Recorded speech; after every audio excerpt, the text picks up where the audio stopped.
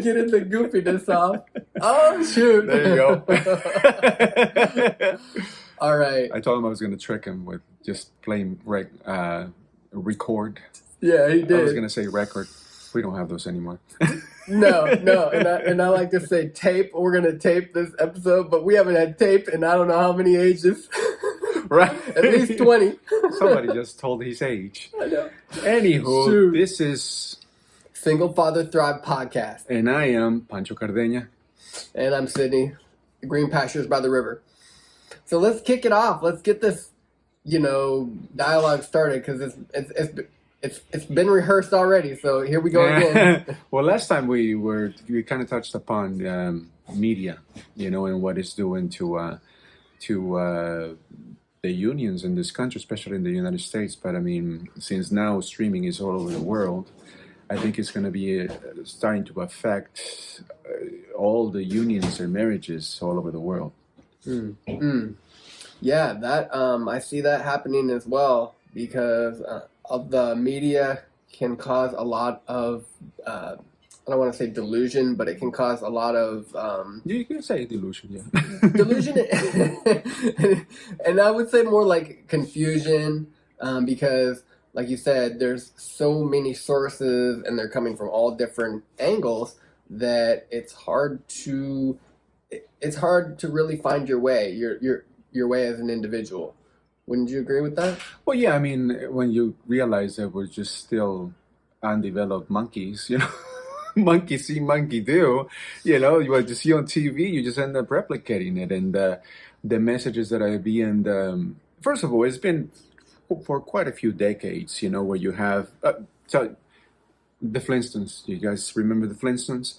You had, Wilma, being so like gorgeous, and then Fred is just this big god dude that, is just lucky to have her. And then from then on, it seems that's the pattern. The guy is an idiot and the girl is just amazing. Mm-hmm. So is this idea that keeps getting instilled into people to fill these roles. Yeah. Exactly. The culture has been influenced, and you have to watch out for yourself, and you have to don't just sit passively by and watch content. I know it's hard because content is made to have you lock in. The whole point of content is to be like, you're in it. You're like completely immersed in it. But we got to be careful because we need to consciously be thinking. We need to be able to make decisions. We need to be able to decipher, okay, what's the deeper message there in that relationship? Well, in essence, it's called programming, right? Network programming. That it is called network programming. We're being programmed, and we're just acting out all these, again, with fulfilling these requirements that society has for us, especially the people that make these shows. And I mean, if you see decade after decade, it's always the same, and now it's so showing in commercials, there's just plenty, hundreds of shows right now, for instance, on Netflix, that you can just go and catch the dynamics between the man and the woman in a marriage, and right now the message is like, go ahead, honey, go ahead and have your fun, he'll forgive you if you have your affairs and whatnot, and because you just haven't been paid attention to, you feel bored and unappreciated, so you have to remind him that you're special. Yeah. So that is a serious concept that you're putting out there, like a theory, and it's something to really make you think and ask yourself the tough questions, like, okay, am I really bored? And am I not living my best life, because of like another person, or is it because of some sort of self-limiting beliefs? Is it because of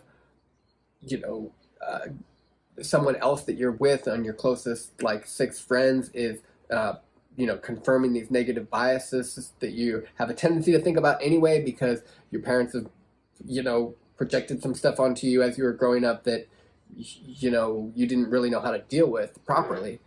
And now you're caught, and there's decisions need to be made.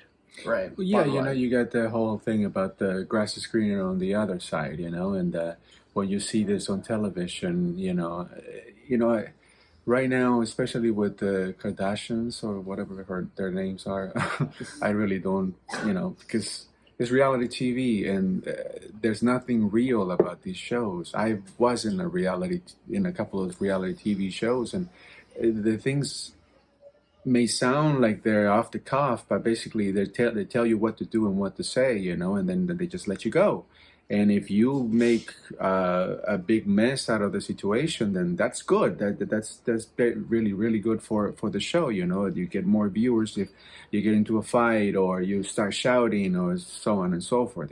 So what I've noticed that it has been happening has led to the decline of the culture here in the United States and now the world, because these things are streaming all over the world. I mean, you can see girls in Mexico or in other parts of the world that want to look like the Kardashians. They want to behave like, especially that attitude of, oh, these people are rich and they're assholes. I think we should start acting like assholes if we want to be rich. Mm-hmm. I mean, monkey see, monkey do.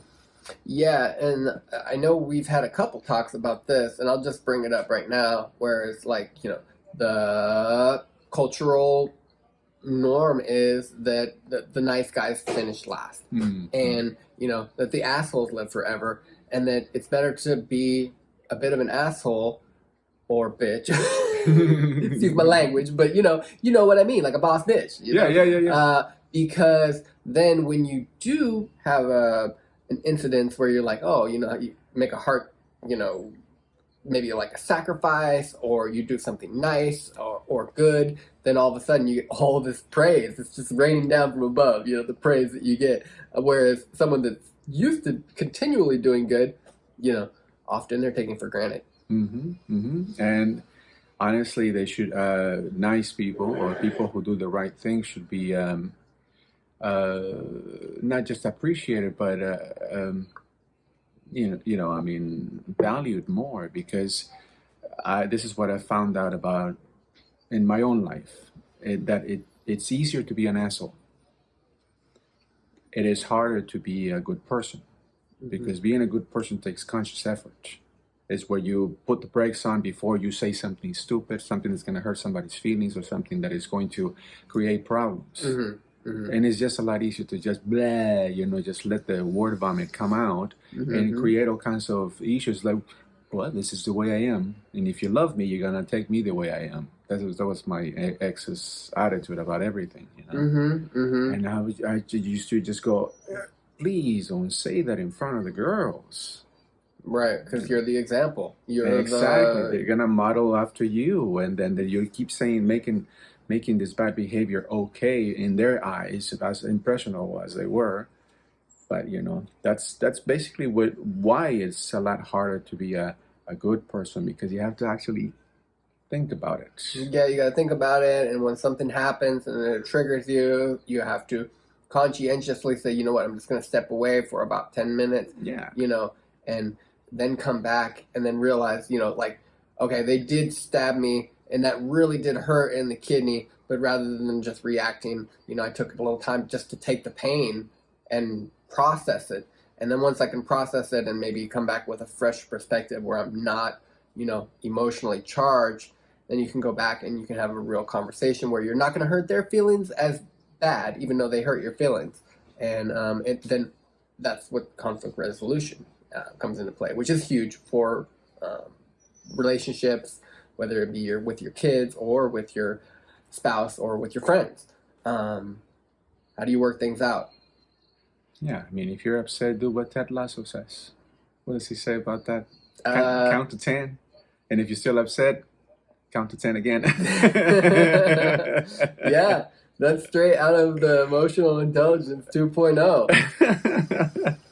Man, these are valuable lessons. So I hope that you guys appreciate, and can relate and can use some of these in your everyday interactions, because oftentimes you at the office, right, around the work table, or in the lunchroom, and someone says something, and they're that kind of person, like the one that we talked about, like a bit of a narcissist or a bit of a megalomaniac, and they will trigger you, and they will play head games with you because they'll make you feel really good here over here, but every once in a while they sprinkle in this thing that's just like, oh, that's just disgusting. That felt icky.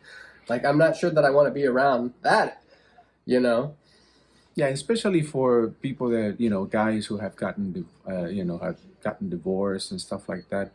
You may already have an idea, there in the back of your mind, thinking that, I was just too nice, and this is why it didn't work out. And you may have that idea that says, nice guys finish last. Mm-hmm. And, and if you're dealing with, harsh people like that, people who are assholes, basically, you might want, that may trigger you and may want to make you, or you may feel like you want to, retaliate, at the same level and whatnot. And, it's, again, I think that we just have too many assholes, so the challenge here is to be the better person, regardless of what happened to you in the past. I always have this philosophy that we all came here to change the world, not for the world to change us. Mm-hmm. And if you're a nice guy, and if you think that that's basically what made you get a divorce, you might want to reanalyze that, because you were just not appreciated. Mm-hmm. Mm-hmm. There's something about women, with the whole "I want a bad boy," Mm-hmm. Yeah, there's something there, and I think that's woven into media as well. And it is easy to, because we get bored. We're humans, so we want to create, right?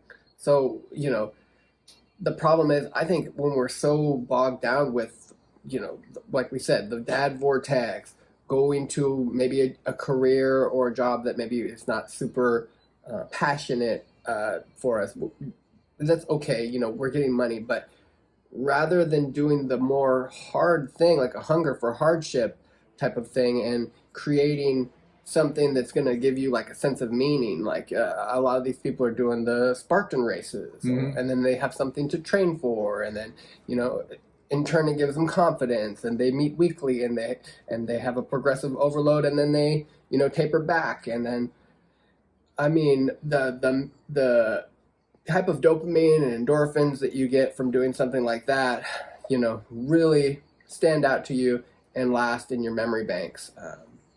The way other things wouldn't do. Like if you binge watched, an entire season of, okay, I don't want to put any, can you give me don't give them any ideas. Okay, I won't give you any ideas. But that's a good outlet. That's a good outlet that is going to make you feel good about yourself. And, after a divorce, you may not feeling so hard about yourself. And if you get into something like that, like a Spartan race, you may, end up feeling really good about yourself, which in turn is going to raise your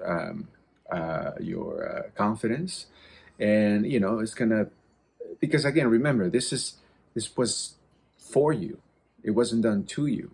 This whole thing with destiny and having to get a divorce and whatnot was done for you, so you could complete raising yourself up. So you can find yourself again, so you can love yourself. And being in a Spartan race and training for it, hell yeah, that's going to do it. Oh, yeah. Yep. And we have a need for lasting experience. And a lot of times with the media, these are just flashes of taking in visually an experience. But, it's making it harder and harder for us to make a decision, because, if we do this decision over here, maybe we go to this pool party, we're missing out on, we can be getting caught up on the next season of, our favorite show. And then what happens is, like, we're going to talk the next day at work about that show with our friends, because, we're watching it together. And, so then you don't go to the pool party.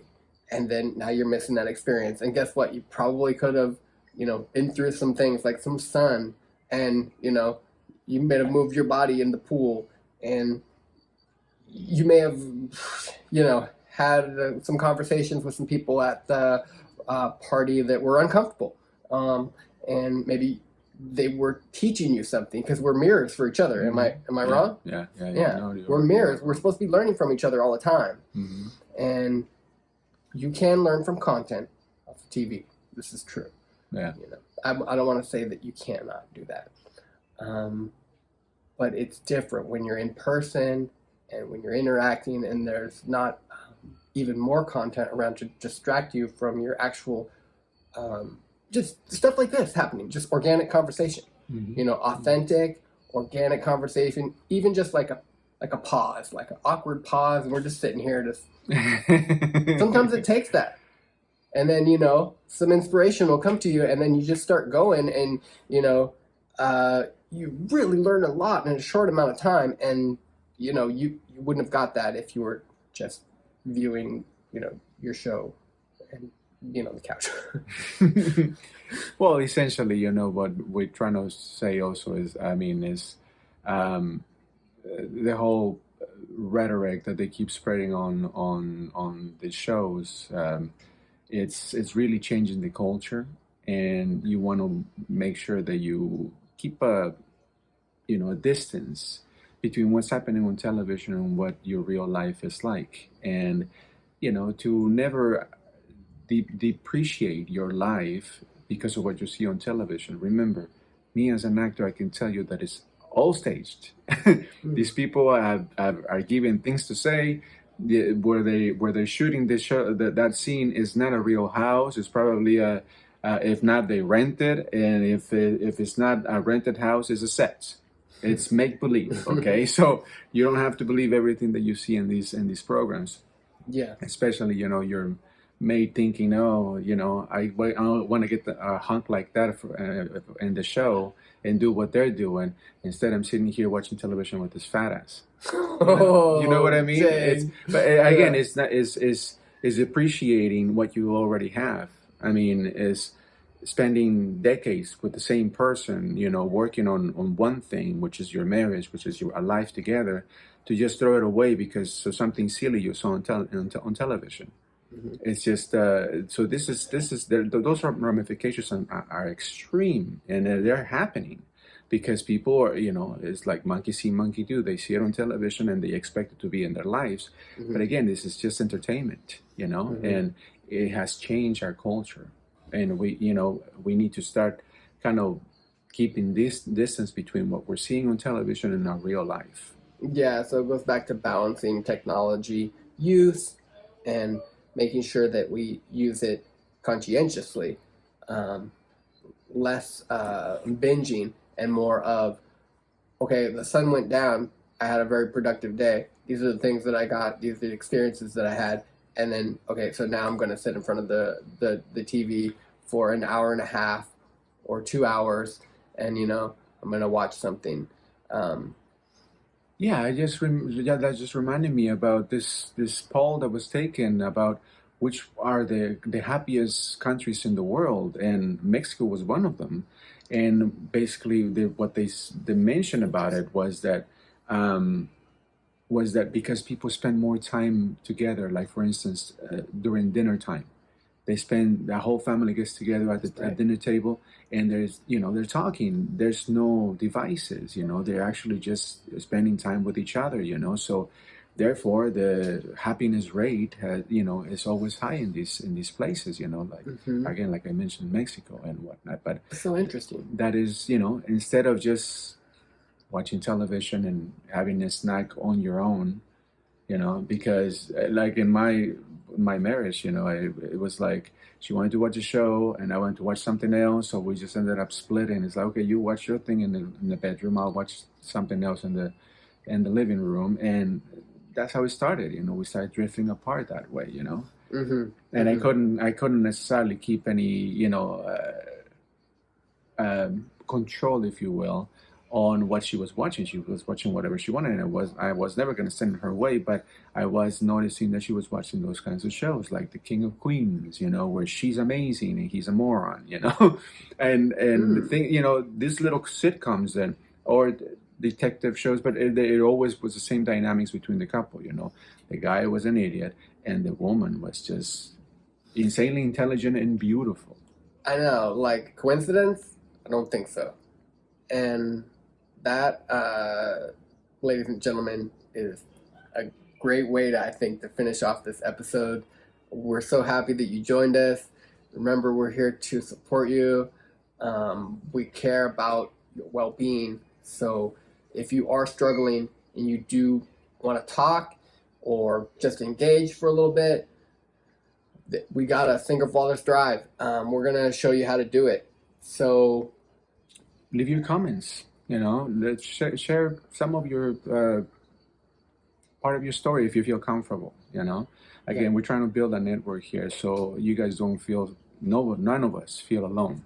Okay, because as a man, you got to take it and whatnot, but forget about it. It's better when you have a community behind you. Yeah, a community of people that have the proper aligned ethics and have a shared mindset. So therefore, if you're connecting with any of the content that we're sharing with you, and you can see some parallels that you draw between your family life, and if you see any, doesn't have to be a family, it could just be a husband and wife. If you see any things that are happening and you want some advice on it, we'd be happy to share some of the wisdom and the knowledge that we've built up over the years by going through these things and learning the tough lessons and just our insights that we have now. So, thanks a lot. See you soon. Single Fathers Drive.